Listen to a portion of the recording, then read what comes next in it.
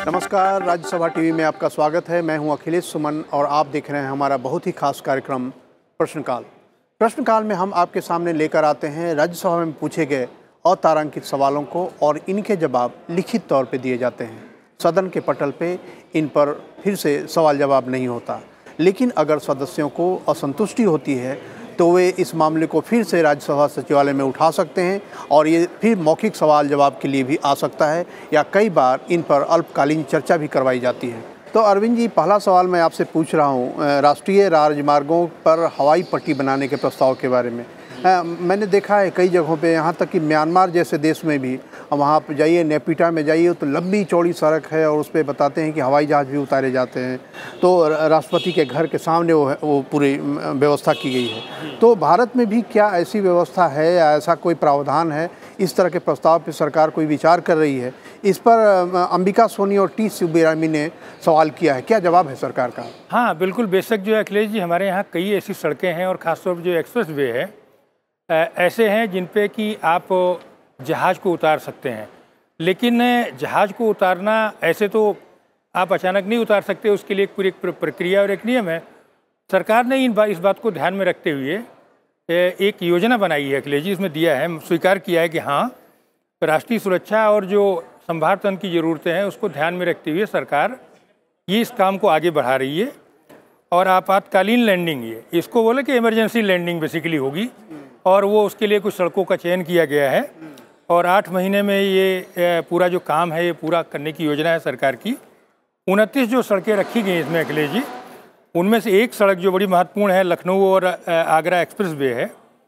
ये काफ़ी महत्वपूर्ण सड़क निर्माणों में से एक है पिछले कुछ सालों के। तो उस पर ऑपरेशनल है वो। अच्छा। मतलब वहाँ इमरजेंसी में आप उतार सकते हैं। और इसी तरह से जो लखनऊ से बलिया का एक एक्सप्रेस वे है वो भी डेवलप कर दिया गया है। लेकिन कुछ ऐसे हैं जो 29 सेलेक्ट किए हैं, उनमें कुछ ऐसे हैं जिनमें संभव नहीं है। मतलब वो जैसे मान लीजिए आगे के लिए भी 1-2 सड़कें ऐसी हैं जो इन्होंने कहा है और चाहा है कि भाई क्या इस पे उतारा जा सकता है। तो सरकार जो उसमें स्ट्रक्चर जो दिया, जो प्रस्तावित जो हवाई पट्टियाँ जो इन्होंने रखी हैं, उनमें से कुछ ऐसी हैं जो जिनमें संभव नहीं हो पाया है। तो वो कुछ भीड़ के नाते या कुछ और तकनीकी उसके नाते, तो कुल मिलाकर के 29 हैं, ये अलग अलग चरणों में हैं। इनमें से कुछ ऐसी हैं अखिलेश जी जिनमें इन्होंने लागत भी आकलन कर ली है कि कितना लागत लगना है। तो कुछ निश्चित तौर पर ये सारी प्रक्रिया जब होगी तो इसमें नए सिरे से इसकी और परख होगी, पड़ताल होगी अखिलेश जी। तो ये 29 सड़कों को इन्होंने लिया है जिसमें जो संभव हो सकता है, जिसमें उनमें वो अलग अलग देश के अलग अलग हिस्सों में जो रणनीतिक तौर पर महत्वपूर्ण सड़कें हैं उसको ले रहे हैं। और इमरजेंसी में जैसे मान लीजिए कि कहीं आपदा आ गई है कोई, तो उसमें उपयोग हो सकता है, राष्ट्रीय सुरक्षा में हो सकता है। तो ये सारी चीज़ें इसमें हैं। अब एक अगला सवाल जो अखिलेश जी, वो भी मतलब भारतीय जो सशस्त्र बल हैं, सेनाएं हमारी हैं, उनमें जो है महिलाओं की क्या स्थिति है। हमने देखा कि 1992 में ही महिलाओं की एंट्री एक तरह से शुरू हुई सशस्त्र बल में और उसके बाद एक लंबा दौर बीत गया है।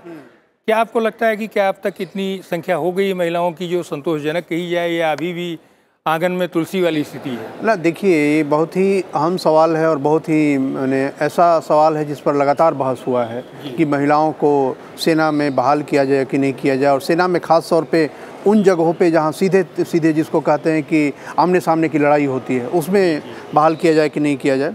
तो सवाल जैसा है, जवाब थोड़ा वैसा ही है, घुमा फिरा के थोड़ा जवाब भी है और सवाल भी घुमा फिरा के है। अच्छा। तो निश्चित तौर पे सरकार ने कहा है कि जैसी ज़रूरत पड़ती है उस हिसाब से जो संगठन का ढांचा है, सेना के संगठन का, उस ढांचे के मुताबिक महिलाओं की बहाली की जाती है। और उसमें ख़ास तौर पर उन्होंने जो उल्लेख किया है वह उल्लेख है कि शॉर्ट सर्विस कमीशन के द्वारा जो अखिल भारतीय प्रतियोगिता परीक्षा होती है उसके माध्यम से महिलाओं की बहाली की जाती है। और ये अफसर हैं, महिलाएं अफसर के लेवल पे बहाल किए जाते हैं। मतलब इसका ये है कि कॉम्बेटेंट जिसको कहते हैं कि बंदूक लेकर लड़ाई करने वाली, उसमें अभी तक महिलाओं की एंट्री नहीं हुई है। इस सवाल जवाब का ये मतलब है। फाइटर प्लेन तो हाँ, फाइटर प्लेन चला रही हैं। तो इन वीमेन अफसर में आप बता रहे हैं कि बताया है कि जो आर्मी सर्विस कॉर्प्स हैं, आर्मी ऑर्डिनेंस कॉर्प्स हैं, आर्मी जो शिक्षा के कॉर्प्स हैं उसमें हैं, जज एडवोकेट जनरल ब्रांच में हैं, corps of engineers, corps of signals, intelligence corps, corps of electrical and mechanical engineer, army aviation corps, corps of army defence services, air defence, तो इसमें महिला जो हैं अधिकारी शामिल किए गए हैं। अब प्रतिशत के हिसाब से अगर देखें तो आर्मी में इनकी संख्या 3.8% है, एयरफोर्स में 13.09, जो अभी आप बता रहे थे पायलट वाले मामले, तो उसमें महिलाएं काफ़ी हैं। नेवी में 6.00%, तो 6%। मेडिकल ऑफिसर्स में है 21.63%, जो चिकित्सा सेवाएं हैं। उसके बाद दंत चिकित्सा सेवाओं में है 20.75%, कई बार घायल जबड़े दांत इन लोगों के लिए। और नर्सिंग ऑफिसर में 100% है। तो सरकार ने इस बात को कहा है कि हम ज़रूरत के मुताबिक और स्थिति के मुताबिक महिलाओं की भर्ती कर रहे हैं, और निश्चित तौर पे सारे सेक्टर में महिलाओं की संख्या बढ़ रही है। अब आगे आने वाला भविष्य बताएगा कि किस तरह से महिला कम्बेटेंट रोल में भी आएंगी। अब अगला सवाल मैं आपसे करता हूँ सीधे प्रेस की स्वतंत्रता के बारे में। ये विनोय विश्वम का सवाल है, और उन्होंने ये कहा है कि प्रेस की स्वतंत्रता की क्या कोई वैश्विक सूची बनी है, और उस वैश्विक सूची में भारत का भी कोई स्थान है? क्या जवाब है सरकार का? जी, ये बड़ा दिलचस्प सवाल है अखिलेश जी, और उसमें सांसद ने ये जानना चाहा कि जो एक रिपोर्ट आई है उसका रिपोर्टर्स विदाउट बॉर्डर्स, तो इसने एक प्रेस स्वतंत्रता में की जो वैश्विक सूची है उसमें 2018 में ये बताया है कि भारत का स्थान 138 से घट के 136, 2 स्थान घट के 136 हो गया है। मैंने ज़्यादा स्वतंत्रता मिली या कम हो गई? नहीं, कम हो गया है वो जो ये कहा है। और ये भी कहा कि पिछले 3 साल में पत्रकारों पर हमले के बहुत सारे मामले आए हैं सामने, तो ये सारी चीज़ों का पूरा ब्यौरा इन्होंने मांगा है, पूरा काफ़ी वो किया है। तो अगर आप देख रहे होंगे कि इस बीच में पत्रकारों पर हमलों के बारे में आंकड़े वगैरह भी सरकार दे रही है। पिछली बार हम लोगों ने कुछ ऐसा देखा है जिसमें आंकड़े वगैरह है, लेकिन इन्होंने कहा कि ये जो रिपोर्ट है सरकार ने कहा है, जो सूचना प्रसारण राज्य मंत्री स्वतंत्र प्रभार कर्नल राज्यवर्धन राठौड़ ने जवाब दिया इसका, कि ये जो सरकार की जानकारी में ये रिपोर्ट तो आई है, लेकिन इसका आंकड़ा संग्रह की कार्य पद्धति क्या है और इसका सोर्स क्या है, इसका खुलासा इस रिपोर्ट में नहीं हुआ है। तो मतलब सरकार ने इस रिपोर्ट को संज्ञान तो लिया है। दूसरी चीज़ ये कहा कि भाई जो राष्ट्रीय अपराध रिकॉर्ड ब्यूरो है वो पत्रकारों के समेत बाकी जो प्रोफेशनल्स हैं उनकी अलग श्रेणियों पर हमलों का आंकड़ा प्रकाशित उसने नहीं किया है, फिर भी सूचना इसकी जो है इसकी सूचना करें कि इसको संकलित की जा रही है। और ये कहा कि चूँकि होम मिनिस्ट्री जो है, चूँकि जो पुलिस जो है वो लोक व्यवस्था और पुलिस ये राज्यों का विषय है, तो वो जो है इस पर ध्यान देती है। सरकार ने भी, भारत सरकार ने 20 अक्टूबर 2017 को पत्रकारों की सुरक्षा के लिए गाइडलाइन जारी की है, ताकि पत्रकारों की सुरक्षा के लिए जिला स्तर पर एक माकूल इंतजाम हो और जो शिकायतें आए वो उसको ठीक से कार्रवाई की जाए उस पर।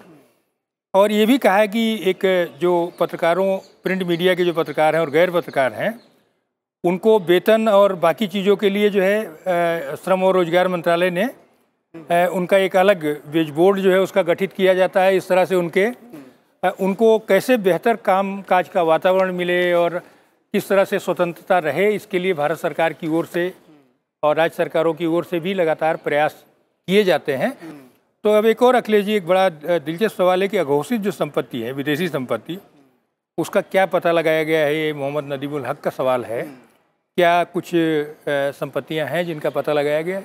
हाँ, निश्चित तौर पे सरकार ने जवाब दिया है कि जो ये जो एक एक्ट है, foreign income and assets and imposition tax act 2015, इस एक्ट के मुताबिक 30 अक्टूबर 2018 तक तकरीबन 6,000 करोड़ रुपए की विदेशी परिसंपत्तियां का पता चला है कि इतने काला धन में विदेशी परिसंपत्तियां हैं। अब इसमें जो कंप्लेंट्स आए थे उस कंप्लेंट्स के आधार पे इनके खिलाफ कार्रवाई की जा रही है। लेकिन इसके पहले आपको याद होगा कि एक बार सरकार ने घोषणा भी की थी 30 सितंबर 2015 को तक, उसके पहले बताया था कि जिनके पास ऐसी परिसंपत्तियां हैं वो परिसंपत्तियों को वॉलेंटरी अपने बता दें कि हमारे पास ये है, उसका टैक्स दे दें, उसके बाद उसे बाहर कर दिया जाता है किसी केस की या किसी तरह की दंडात्मक कार्रवाई से। तो हाँ, स्वतः घोषित कर दें। तो 30 सितंबर 2015 तक 648 ऐसी घोषणा हुए, और इस 648 घोषणा में 4100 करोड़ 4100 करोड़ की परिसंपत्तियां पाई गई, और उन्होंने टैक्स दिया और टैक्स से सरकार को 2470 करोड़ रुपए मिले। अब जो सवाल का जवाब इन दो में दिया गया है और सरकार ने यह कहा है कि इस तरह की जो प्रक्रियाएं हैं वो लगातार चलती रहती हैं और उस लगातार चलने में जैसे जैसे पता चलता है उनके खिलाफ कार्रवाइयाँ की जाती हैं। तो ये कार्रवाइयाँ और ये इन्हें इसलिए किया जाता है कि अगर आपने अपनी परिसंपत्तियाँ जाहिर नहीं की हैं तो इसका मतलब है कि आपने उसका टैक्स बचाया है, और टैक्स बचाया है तो टैक्स तो आपको देना पड़ेगा। उसके बाद यह जाहिर करना पड़ेगा कि किस स्रोत से आपको ये संपत्ति आई है। इसी को बोलते हैं अघोषित विदेशी संपत्ति। अगला सवाल अरविंद जी मैं कर रहा हूँ कृत्रिम बारिश के बारे में। कृत्रिम बारिश के बारे में राज्य सरकारों ने अनुरोध किया है क्या केंद्र सरकार से? क्योंकि कई बार लगता है कि सूखे की स्थिति होती है तो बार बार लोग कहते हैं कि कहीं बारिश हो जाए, तो क्या आप भगवान की बजाय लोग सरकार से, केंद्र सरकार से कह रहे हैं कि आप बारिश दे दो? जी जी बिल्कुल। देखिए ऐसा है कि अखिलेश जी, आपको पता ही है कि पूरी दुनिया में बहुत जगह अलग अलग तरीके के प्रयोग हुए हैं, खासतौर पर कृत्रिम बारिश पर। और भारत में भी अगर देखेंगे तो आंध्र प्रदेश में इस बात के ये कोशिश की गई है। तो ये सवाल में जानना चाहे कि क्या राज्य सरकारों ने अनुरोध किया है और उस अनुरोध के बारे में क्या स्थिति। तो भारत भी अब ये सक्षम है इस मामले में कि कृत्रिम बारिश कराए, लेकिन सवाल ये है कि उस कृत्रिम बारिश का क्या फ़ायदा होना है। लेकिन अभी स्थितियाँ क्या है कि कई बार अनियमित बारिश होती है, ये होता है, इसका सॉल्यूशन ये है या नहीं, इस पर अभी भी डिबेट जारी है। इन्होंने जवाब जो दिया है महेश शर्मा जी ने, जो कि पर्यावरण, वन और जलवायु परिवर्तन राज्य मंत्री हैं, उन्होंने कहा कि राज्य सरकारों से कई आवश्यकताओं के लिए कृत्रिम बारिश कराने हेतु कोई भी प्रस्ताव इस मंत्रालय में विचाराधीन नहीं है। लेकिन उन्होंने ये कहा है कि ये सही है कि अगर बारिश होती है तो जो वायुमंडल के जो प्रदूषक हैं उनकी संख्या में, उनमें कमी आती है, मतलब होता है। और प्रस्ताव के बारे में उन्होंने बता ही दिया कि नहीं है, लेकिन इन्होंने ये कहा है कि जो पर्यावरण संरक्षण शुल्क निधि की उपयोग के लिए एक समिति गठित की गई थी, उसने 13 नवंबर 2018 को जो अपनी बैठक थी उसमें ये कहा कि दिल्ली क्षेत्र में कृत्रिम बारिश कराने के लिए IIT कानपुर की एक परियोजना को इन्होंने सैद्धांतिक मंजूरी दे दी है। तो मतलब ये मान के चलिए कि जब पराली जलाने की घटनाएं होती है तो हो सकता है आने वाले दिनों में अखिलेश जी हो सकता है दिल्ली में भी कृत्रिम बारिश जो है हो जाए, जो लगता है। जी हाँ। जी जी जी। तो निश्चित तौर पे जिस तरीके से हम राज्यसभा में पूछे गए इन तारांकित सवालों से संबंधित जो जवाब जनता के सामने, दर्शकों के सामने पेश कर रहे हैं वो काफ़ी महत्वपूर्ण है। और इस मामले में भी महत्वपूर्ण है कि ये सवाल ऐसे हैं और ये जवाब ऐसे हैं जो मुखर होकर सामने नहीं आते, लेकिन रिकॉर्ड में ये इसका बहुत महत्व होता है। शोधार्थियों के लिए, छात्रों के लिए और आम लोगों की जानकारी के लिए काफ़ी महत्वपूर्ण है, क्योंकि ये रिकॉर्ड के जवाब हैं और ये इस रिकॉर्ड का एक सरकारी वैधानिक महत्व होता है। तो इस तरह से हम आपके सामने प्रश्नकाल लेकर आते रहेंगे। नमस्कार।